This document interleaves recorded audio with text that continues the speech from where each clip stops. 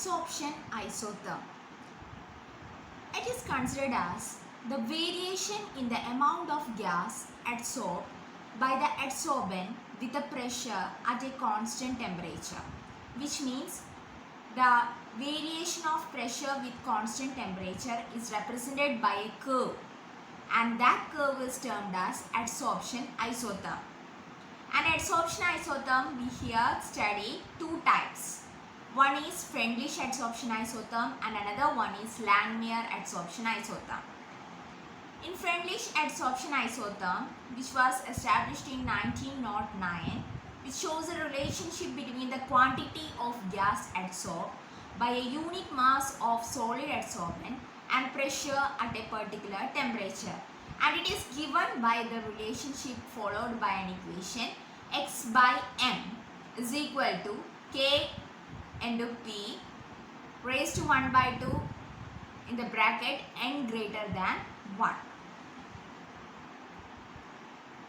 where x is the mass of the gas adsorbed on the mass m of the adsorbent at the pressure p, k and n are the constant which depend on the nature of adsorbent and the gas at a particular temperature. Here there is a graph plotting which shows adsorption isotherm, and from this graph we can indicate there is a decrease in the curve physisorption with increase in a temperature, and these curves approaches the saturation rate at high pressure.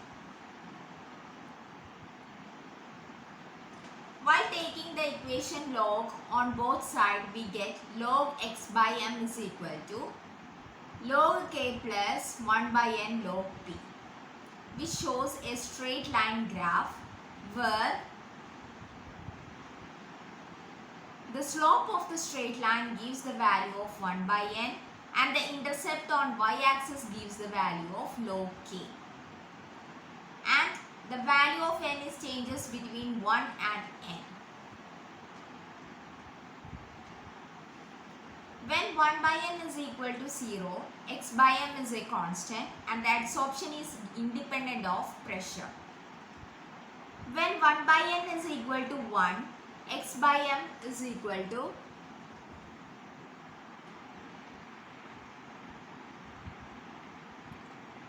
Kp, that is x directly proportional to p. The adsorption varies directly with the pressure. Both the conditions are supported by experimental result, and this experimental isotherm always seems to approach saturation at high pressure. This cannot be explained by Freundlich adsorption isotherm, so it fails at high pressure. How the adsorption occurs in solution phase? Example for this is when a solution of acetic acid in acetic acid is shaken with charcoal, a part of it is absorbed by charcoal and the concentration of the acid decreases in the solution. From this, we can observe that the extent of adsorption decreases with increase in temperature. The extent of adsorption increases with increase the surface area of the adsorbent, and the extent of adsorption depend on the concentration of solute in the solution. The extent of adsorption depend on the nature of adsorbent and the adsorbate. Now we look on the various applications of adsorption. It is mainly used in production of high vacuum. That is, the remaining traces of air can be adsorbed by charcoal from a vessel evacuated by vacuum pump. We can use it as gas mask.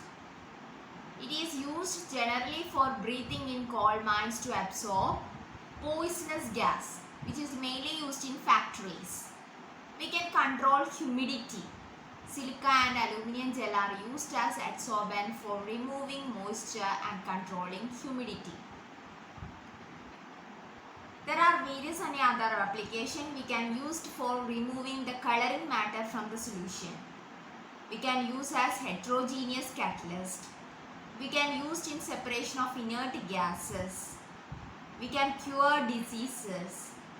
Froth flotation process, which is a general isolation process used for separating the minerals and ores.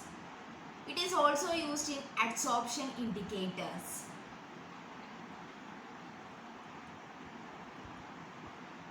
So these are the process that is related with the various applications of adsorption.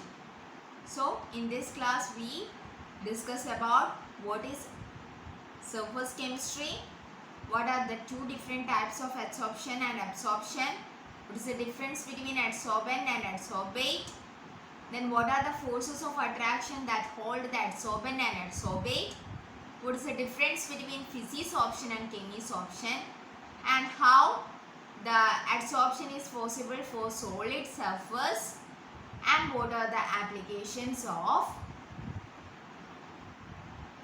adsorptions.